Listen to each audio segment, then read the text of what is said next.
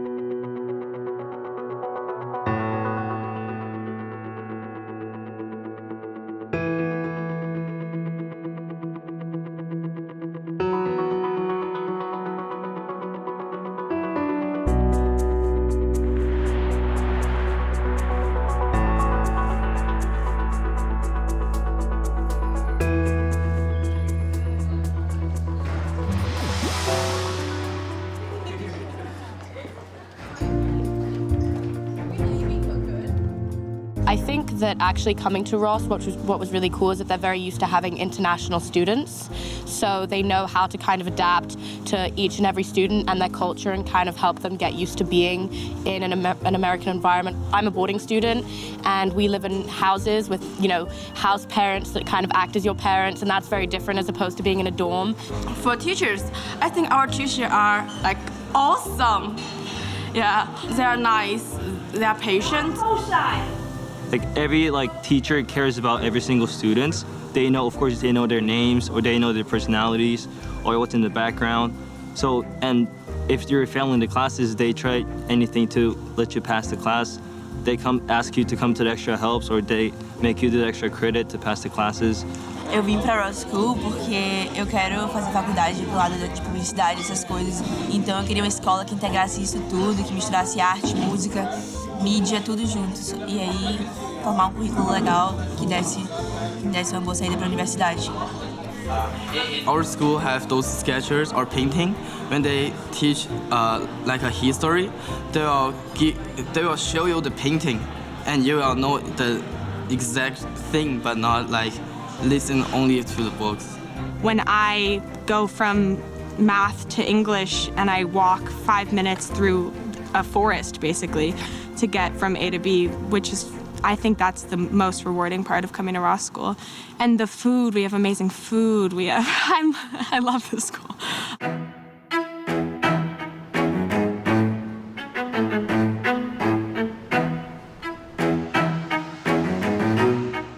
East Hampton is a very interesting community. It has a reputation for being a playground for people from New York City, but actually there are perhaps 2 communities here. There's a summer community and there's a winter community.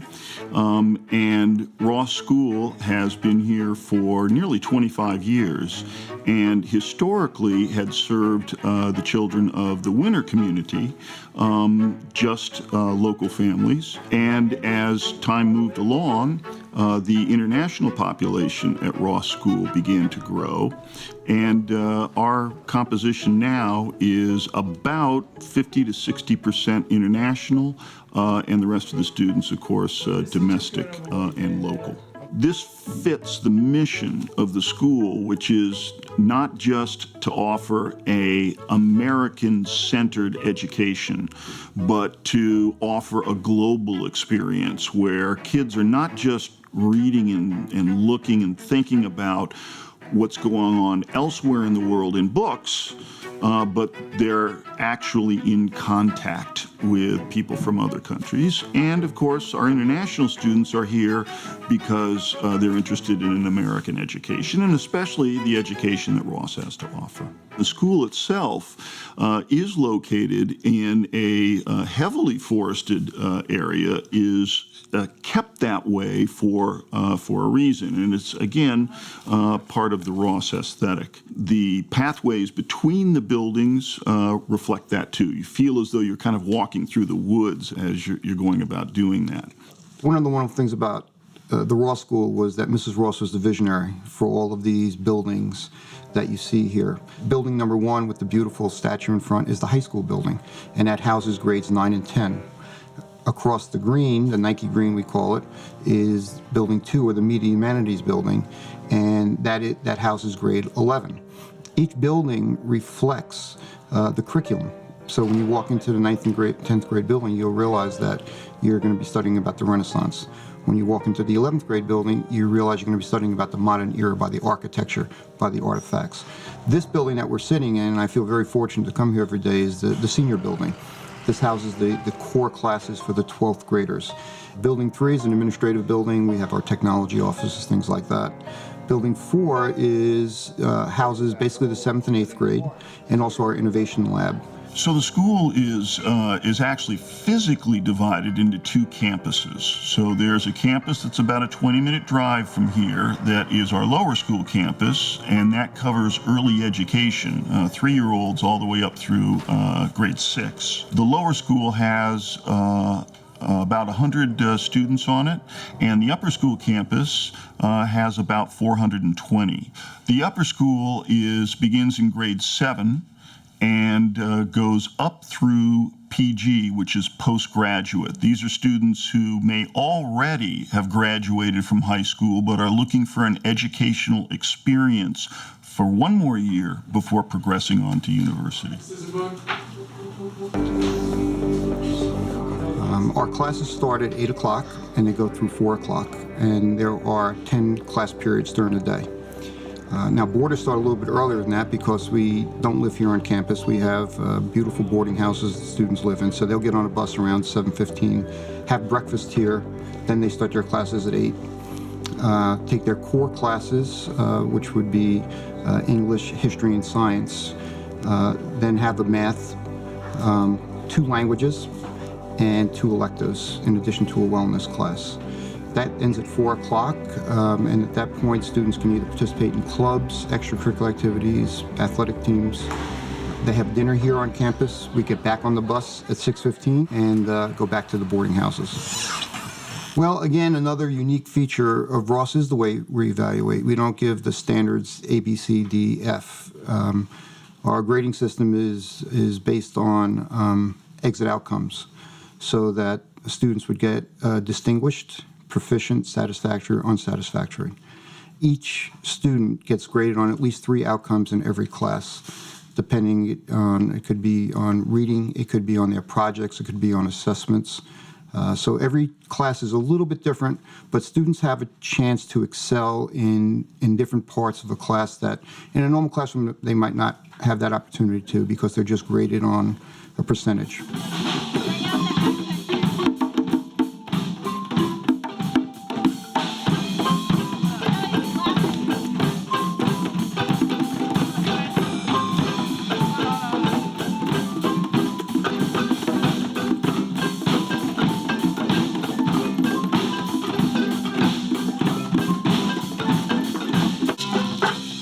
Well, to prepare any student, you want to make sure that they are curious intellectually. So we use inquiry-based learning here, kind of a Socratic method where students are being asked questions to learn deeper. But the most important thing that we can teach students are also our life skills and ways to learn how to learn, to feel confident and self-confident. And with that self-confidence, any student anywhere can go out in the world and be successful. Students can articulate their thoughts, they understand the curriculum, and they can integrate their thoughts in many different disciplines, which is very unique as opposed to just being a math person or a science person. At Ross, students really become experts in all fields. And it's a result of our curriculum, it's a result of our teachers, it's a result of the confidence that students learn by working with caring teachers all the time. The spiral curriculum at Ross is an approach to teaching students everything that they learn in a historical context. So students start in the early grades in human prehistory, and as they go through the grade levels, they're marching through time in all their subjects together. So in the 8th grade, they're studying the Middle Ages, and in the 9th grade, the Renaissance, and in the 10th grade, the Enlightenment. So that when they're learning physics in grade 9, they're not just learning physics out of the textbook, they're learning physics from Galileo and Newton and Copernicus and the people who were doing science in the time period that they're studying in their English class, and they're studying in their art class, and they're studying in their cultural history class. So the idea is that by teaching all of the subjects in a sort of chronology, you're teaching students that these different realms of human knowledge are not separate from one another, that they emerged at a particular place in time that we're all at one point connected to one another. And it's also telling a story. There's a narrative to the curriculum that a student who has been through grades 11 and 10 and 9 and 8 can move back and forth chronologically in that curriculum and make connections between what they learned in the earlier grades and what they learned in the later grades, both vertically through the time periods and then horizontally within the grade with everything they're learning in their different subjects. The history curriculum sort of sets the year-long path for the entire core area classes and what we call the integrated arts classes. And the integrated arts are performing arts, media studies, and visual arts. And that integrated art integrates with the other 3 core classes, and all of them are organized around this historical narrative. And then other disciplines look at this and figure out, they all have their own unique needs. Like I'm an English teacher, so there are things I need to do for my English class. I can't only be serving the history narrative. So they kind of negotiate how they can find connections. People who work at this school have to be collaborators. If you're not a collaborator, you don't belong in this school.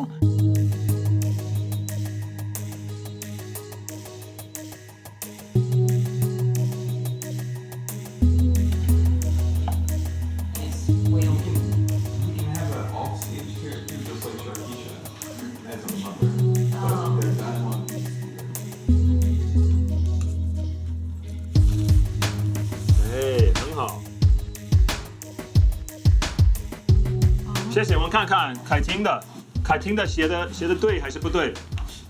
对的，这是谁？一起来跟我说这是谁？这是谁？好，张翔的你说，这是差不多 almost got it. That's all right. It's close. 跟我说这是谁？这是谁？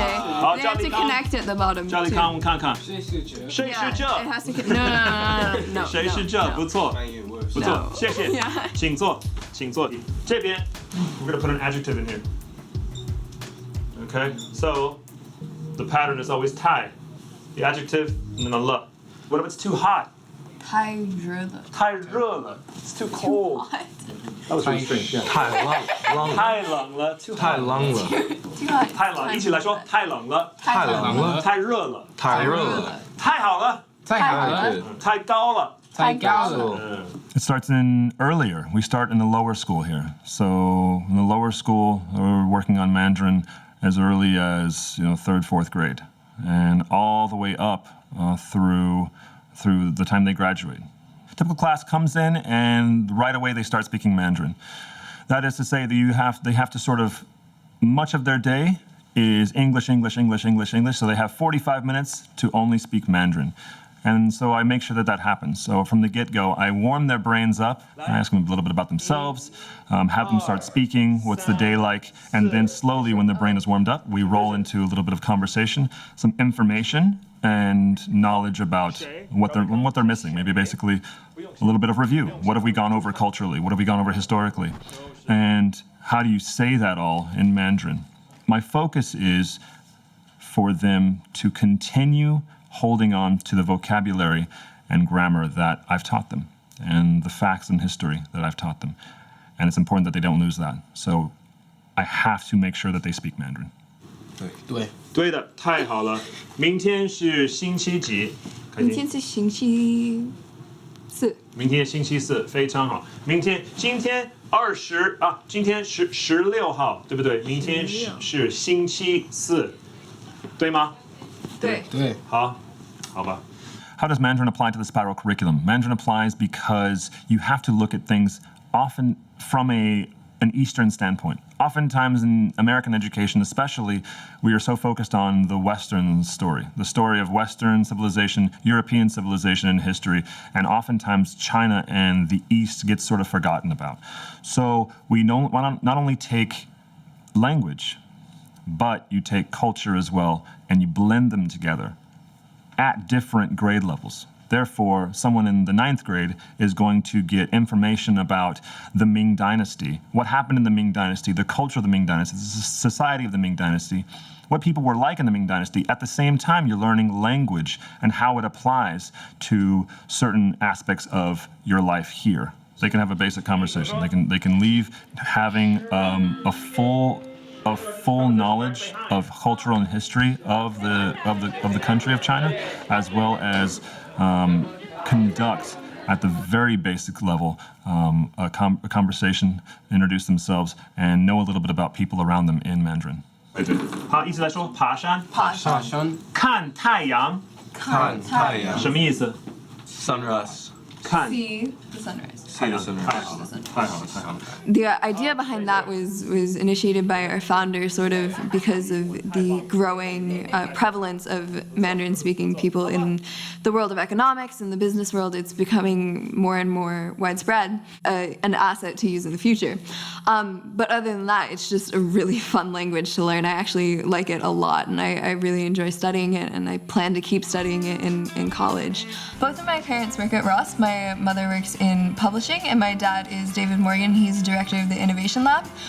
He worked at Ross back when it first started out, sort of pioneering the science curriculum. So he taught several of the grades. And then we were away for a while, and he came back 4 years ago to start up this Innovation Lab, which is a science and math academy for students who are particularly interested in STEM fields.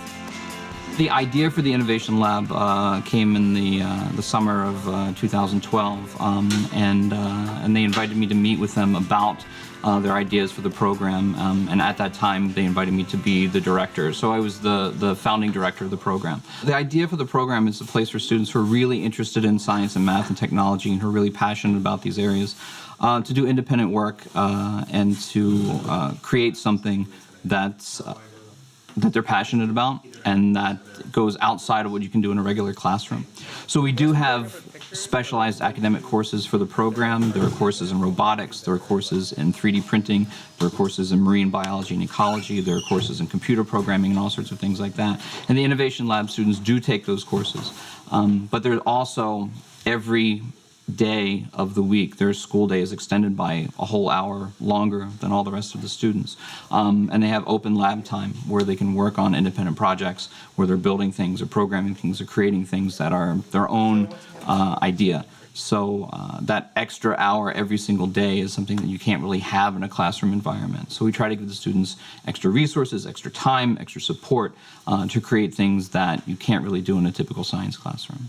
We have the high school program is the 5-day-a-week program, so that's grades 9 through 12. For younger students, we have a program called Junior Innovation Lab, which actually goes all the way down to grade 5, so grade 5 through 8, and that's a 2-day-a-week after-school enrichment experience where students get to kind of get a flavor of some of these tools and some of the hands-on stuff. So as soon as students join the program in the 9th grade, I try to give them a project right away so they can start to develop these skills of not just science and technology and math skills, but project management and dealing with obstacles and all the things that you need to do to tackle a project that's as extended as some of these projects are. The classes are mandatory in that, you know, students at Ross have a huge variety of classes they can take. They can take classes in dance and yoga and philosophy and art. The Innovation Lab students' choices are constrained a little bit.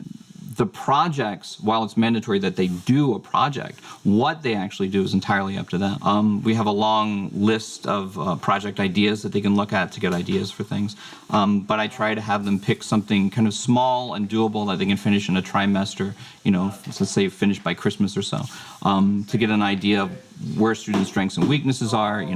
What we're trying to do is, by giving them smaller experiences early on, to sort of build on that, so by the time they're seniors, they can do these things with very little guidance from us, and I basically have to give them the tools and stand back and let them work.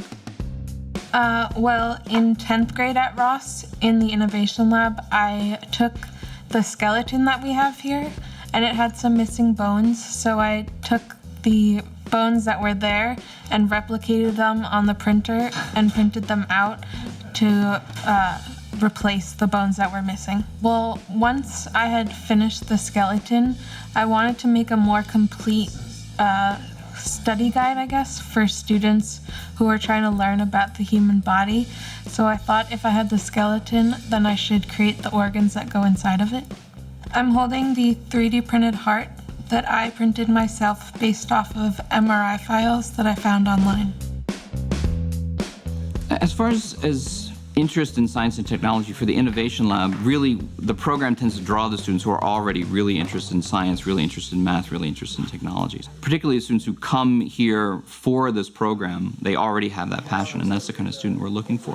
One of the things we do though is we make all of our Innovation Lab electives open to any student at Ross School. So we have students who might take a 3D printing class just because they saw 3D printers on the news and thought it was something cool, who don't think of themselves as science students, who don't think of themselves as technology students, and that pulls more students into the program. If there's something that a student wants to do that we don't have, I try my best to get them those resources. They have to make a budget and they have to make the case for why they need what they need, and that's part of the innovation process, is understanding that resources are unlimited, that if they want to do something, they have to know what that project will take, and so those are valuable skills as well. The students with one another, it's a small group. There's usually between 12 and 16 students. So it's a small collegial group where everyone knows everybody. Everybody can ask somebody for help. Everybody knows kind of who's good at programming and who's good at 3D printing and who knows how to work a particular piece of equipment. So they can all collaborate on stuff as needed. Let's eliminate. At Ross, we have to do senior projects. So I've been in Innovation Lab, I've always been interested in biology and the anatomy of the body. Before, when they were asking us about senior projects and what our ideas were, I basically said, well, I wanted to do like a robotic hand because I thought it was something cool and new, and I didn't really have an idea of what I was gonna do, but I thought of this, and then over the summer I volunteered at a nursing home, and at that nursing home I volunteered in the physical therapy unit, where I got to work with amputees and different patients that had their loss in a limb or had strokes so they couldn't walk anymore and had to have help to be able to do all the regular activities again. So then I got more interested in building a robotic arm. Inovar na educação é você tentar pensar em alguma forma onde você consiga melhorar o resultado da aprendizagem dos educandos, né? Então, a cultura maker, né, é uma forma de você trabalhar onde você faz muita coisa com as próprias mãos, né? E isso tem tem um fascínio inicial, né? Quando a pessoa começa a criar coisas e vê o resultado da criação dela, tem um prazer imediato naquilo lá e um engajamento. Então, isso já faz uma das grandes coisas, que é trazer algum significado para a aprendizagem. Então, a pessoa já entra dentro desse ambiente, né, de construir com uma intenção muito maior do que se fica só no espectro teórico. Muita coisa no espaço maker é feito em grupo, então você aprende a trabalhar em grupo, aprende a cooperar.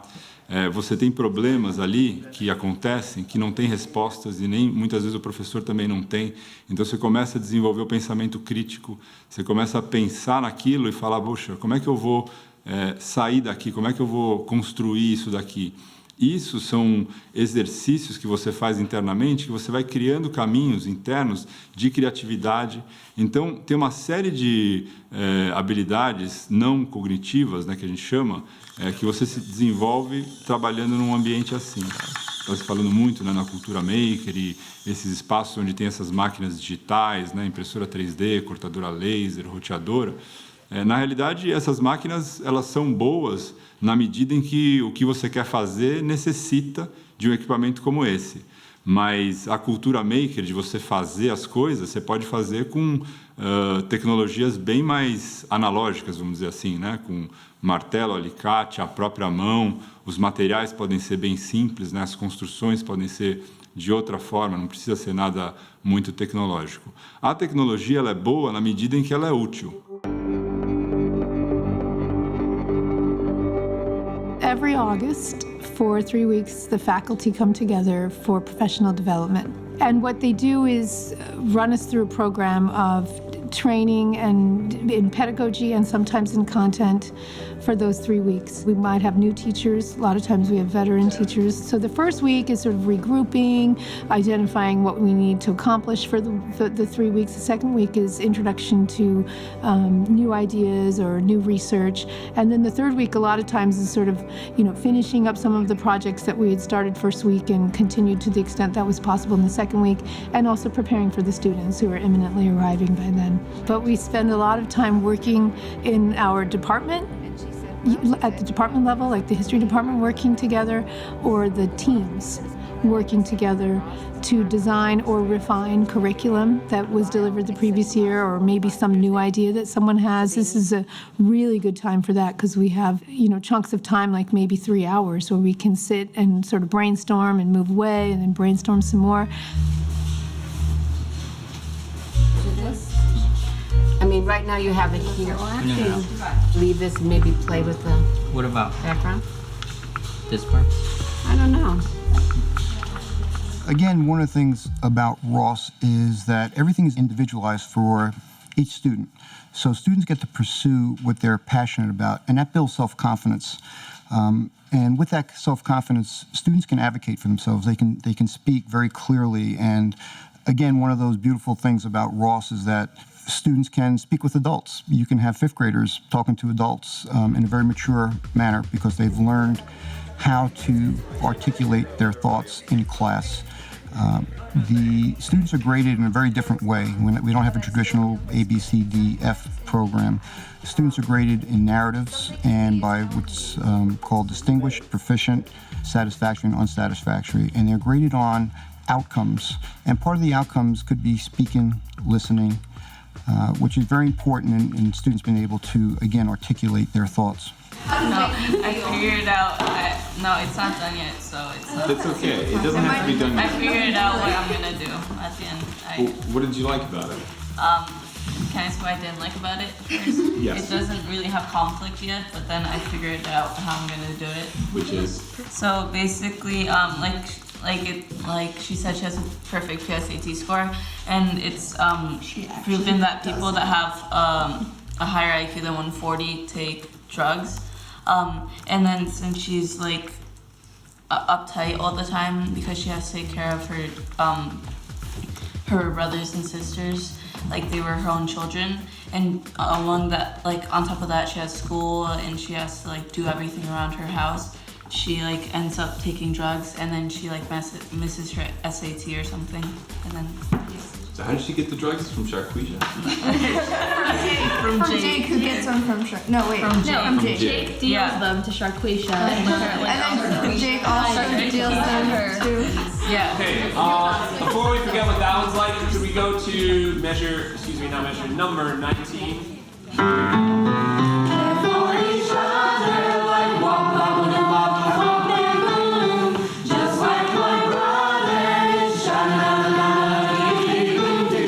Girls.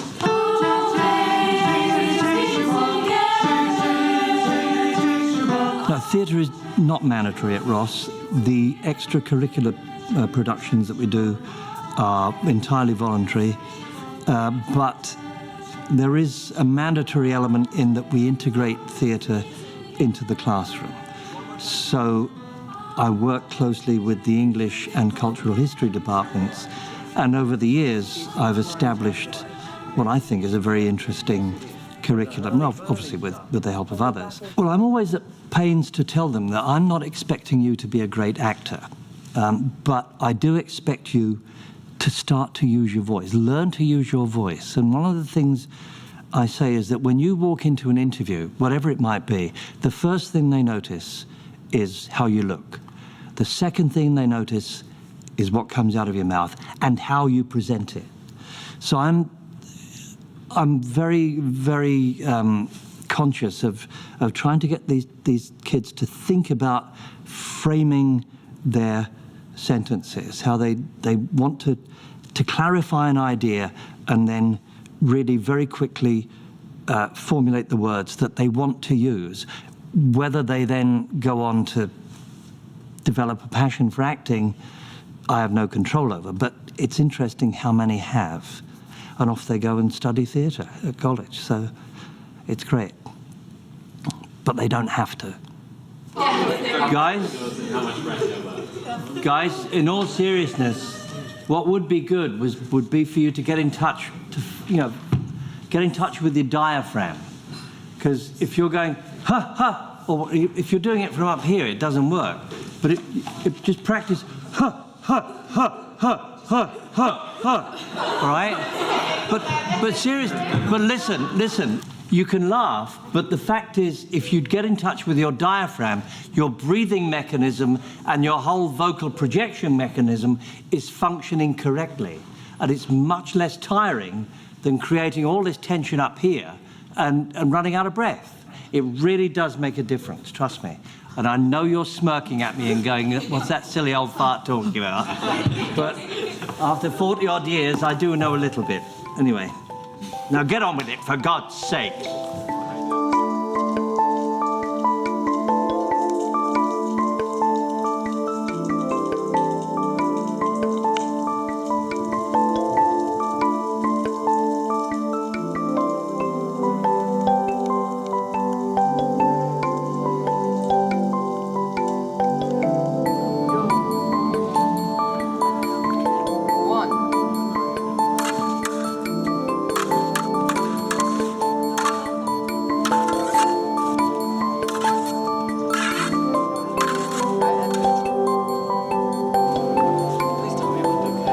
We have what's called the Center for Wellbeing, which is the closest thing we have to a student center.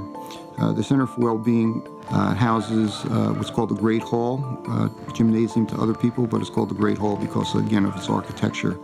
Absolutely beautiful. In the basement, it has a movement room called Gandhi Hall, where students get to dance, practice movement. We have a meditation room, a weight room, and locker rooms. And then on top of that, we have a little koi pond actually inside. All of our Ross students have to take a Eastern Wellness class before they graduate. It's a graduation requirement. Through wellness, the way that I try and organize and lead the curriculum is that we're trying to get the students to be self-sufficient and to be agents, strong, focused agents that are self-sustainable and that also value the wellness of others. As they approach young adulthood, I think students encounter difficult emotion that can give them a lot of confusion. So wellness encompasses how to be literate about your own growth and being able to regulate ways of relating to the world so that students are not engaged in behavior or habits that might be destructive to their health. So the Ross Cafe has been acknowledged by two different magazines. One said we were the best cafe of all schools in the country. They had us listed as fourth. Either way, we're in the top 5. And it's because we have these healthy, nutritious meals that the cafe prepares every single day. Here at Ross, we talk about the whole child. So you're not going to see any vending machines on campus, no snack machines on campus.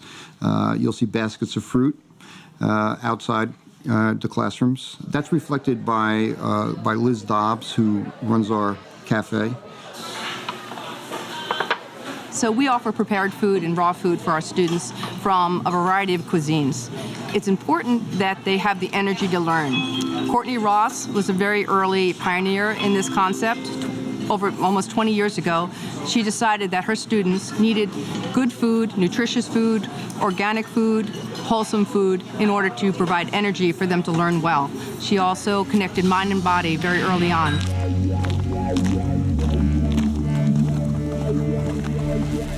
I'm in the tennis academy, which is a separate program, which is part of the school, and it's 5 days a week. I came to Ross because of the tennis academy, because it was really hard for me to travel in the city to different tennis clinics because there was always so much traffic. Also, I was able to balance my time with homework and tennis easier.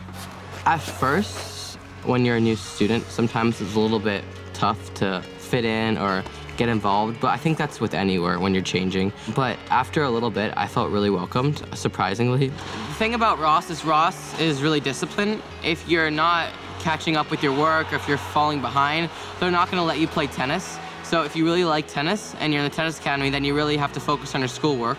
For me, schoolwork is definitely my priority, and then it's tennis. When I'm ever falling behind, since I'm pretty self-sufficient with my tennis and my schoolwork, I'll take tennis off for that day to catch up on my schoolwork, because we do have less time to do work than most of the kids since we get home later. But if you are not really holding up on your own, then the coaches are gonna make you work on your schoolwork instead of playing tennis, which is good. It's good to be disciplined like that. Ross really satisfied what Gabe was looking for and what we were looking for in Gabe, which was a great tennis program on site with wonderful instructors, and what most great tennis programs in this country and elsewhere don't have is a great educational program. Well, there is a parent-teacher day at the beginning of each school year in October. So I come and I spend 15 minutes or so with each of the teachers early on in the year. I get to see them, I get to hear about how they're approaching the course. They'll have their initial observations of Gabe, who they've had in the class for 6 weeks at that point, and they have a pretty good sense of him at that point. And then in terms of feedback after that moment, they will post by email on a platform grades as they are generated. But I get a pretty good feel in real time how Gabe is doing in each of the classes. And then at the end of each of the trimesters, there is a more formal report that I get that also includes some narrative commentary about Gabe and his progress and areas of improvement, areas of challenge, and that helps me understand where he is and what support he might need. How it works for the Tennis Academy students is they take all of their core courses in the mornings, and rather than go on to the electives in the afternoon, as the non-Tennis Academy students do, Gabe at that point comes to the tennis center for his training, and then at 8:30 or so he gets back to his boarding house in time to begin homework. So it's a long, long day. In terms of Gabe being just 2.5 hours away, on the one hand, it is different not having your son at home for high school, which we had always expected him to be, but we get to see Gabe a fair amount, and of course today with Skype and FaceTime, there aren't too many days that go by when we don't get a look at Gabe's face. So I really don't feel, as I had feared, a disconnect with Gabe, but at the same time, he is, although only 2.5 hours away, it's a world away in many respects because he's living with Brazilians and Germans, and he just is having such a rich cultural experience, something that he frankly wasn't getting in Brooklyn at his school there. So that's been a real upside in addition to the tennis. Eu moro nos Estados Unidos, esse é meu 6º ano. Na Ross eu tenho 2 funções. Eu trabalho como associate no Office de Admissions.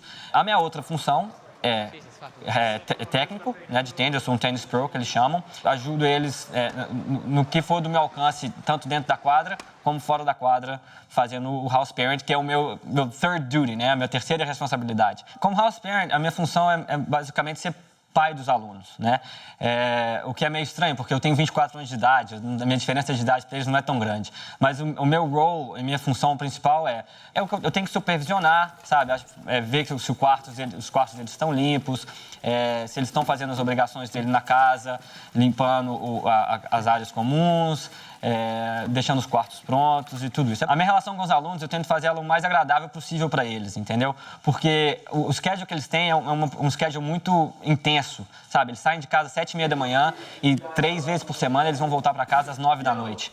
Então eles já estão cheios de regras na escola, como se comportar, o que usar, uniforme. Então quando eles vêm para casa, eu tenho que manter a minha função de house parent, mas igual eu falei, eu tento deixar eles um pouco mais liberal, entendeu?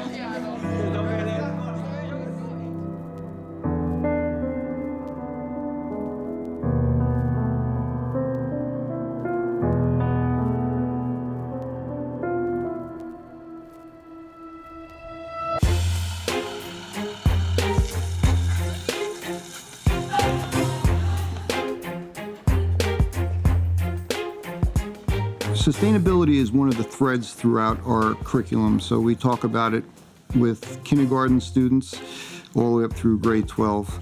The idea of sustainability is not just about the environment and about how man has damaged the environment and how can we sustain it for the future, but it also talks about cultural sustainability. So many of our students are learning about different cultures, and these past 3 weeks, students traveled around the world in what's called our Field Academy and went to different indigenous cultures. So for instance, students went to New Zealand and studied with the Maori tribes there and went to their school and talked about the way that they can sustain their culture. Okay, so yeah, Victoria, a 5-minute video would be fantastic. The more you can include culturally, the better. I know there's a lot of good scenery and a lot of fun stuff that we were doing, but if you have stuff like Haka, if you have stuff like the stuff at the Marae, that would be fantastic.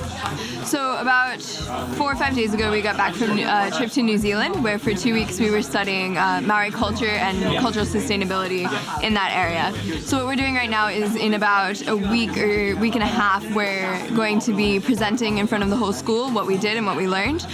So right now we're just talking about how we're going to do that and how best we can convey the things we learned. And in sort of in its own right, that's a method of cultural sustainability, since we're spreading awareness and teaching some other people about the sorts of things we're doing.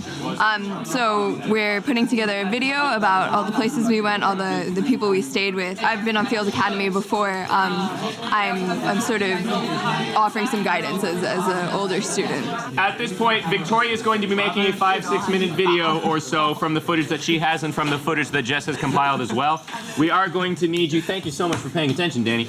We are going to need you guys to record a voiceover for that at some point. We can have, I don't know, we could draft a brief summary of the cultural preservation portion of the trip, and then we can adapt it to the video. I can write voiceovers if you want me to. Okay, let's have a group, let's have a team. Yeah. Let's have a team. Hey, who wants to be on my voiceover writing team? Fantastic. We need 2 more individuals to join Katie and Leaf on working on the voiceover. Lily, fantastic. One more? I was thinking about that. No, not you, because you have the 3D printing. So we need 1 more whose name is not Natalia, whose name is not Raphael, and India. Okay. Okay, guys, I'll send you. India. I'll send you a list of topics tonight, and then if you could just draft up something on 1 or 2 of them, I can assign them by person if you want. And then once we see the video, we can adapt them into more specific voiceovers. Cool? Okay. Fantastic. Field Academy is the most amazing opportunity I've had, and there's nothing like it I could have done without Ross. And the things I've learned there and studying there with people who grew up just so vastly differently from the way I did, it really broadens my experience. And I think that's what education should be about. I think education should be about broadening your experience and broadening your knowledge and seeing as much as you can, so that when you confront problems, you confront it with all this background knowledge and all this diversity in order to come to more complex conclusions.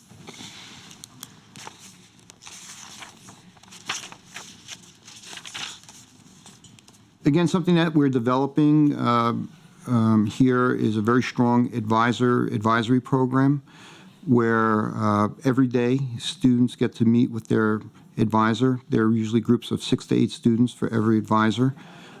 Students sometimes have an opportunity to choose who the advisor is. It's an adult advocate here. They can talk to them about issues they're having, about academics. We also do a little tutoring during that period of time. But the advisor is generally the person, the first person that a student can go to here. And I can tell you that I'm in touch with kids that were my advisees from 35 years ago. So in advisory, especially with my seniors at the end of the year, I'd like to ask them two very important questions. First question being, what do you think of as the most pivotal point of your Ross career? And you've been here since freshman year, so what do you think? I think definitely senior project, because it's sort of like you go through, especially if you're here from all the years and you're watching the presentations, like you go through just like waiting for that and sort of thinking about that, and I think it's really like the culmination. And I think being up on stage and like it just being my time, like it's my class and I know more about this than anyone else in the room, is just, first of all, so empowering, but also like it's like a coming of age, I think, for the Ross School. It's like now you're an adult, now you're a senior, now you're through. Katie, what does your shirt say? I want to first commend you, Katie, on your courage and hard work, your diligence, and especially your crusade for women everywhere. You truly are an inspiration. Ladies and gentlemen, Katie Morgan.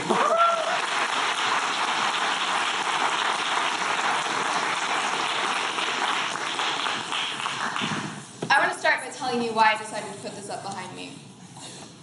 In all honesty, it makes me really uneasy.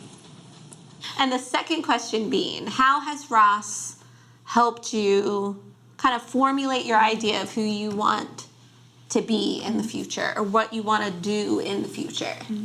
I think I've been given enough, like, the freedom to go off and explore things that, like, that's something that I never want to lose. Like, I always want to have the chance to be taking classes that aren't necessarily part of what my career is going to be, but like to always have that openness of study, like where someone's going to help me learn whatever I want to learn.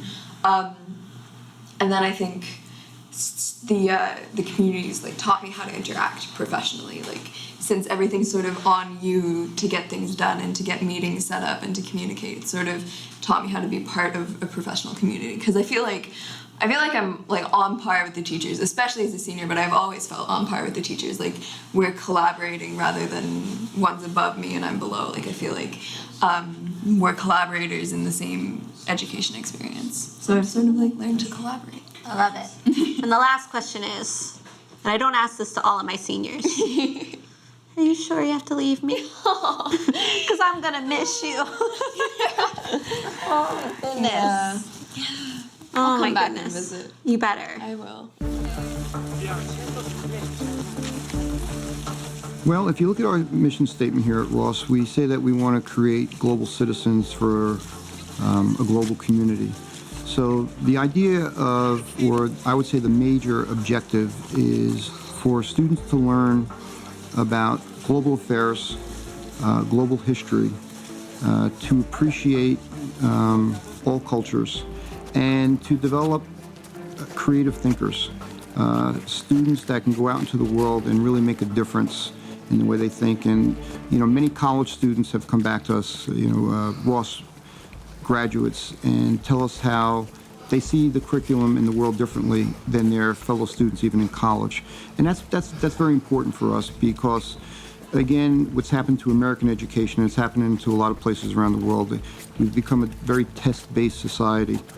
And Ross is not about that. It's about outcome-based. We don't use the word tolerate. We want people to understand everyone, their cultures, and be able to appreciate the gifts that they have.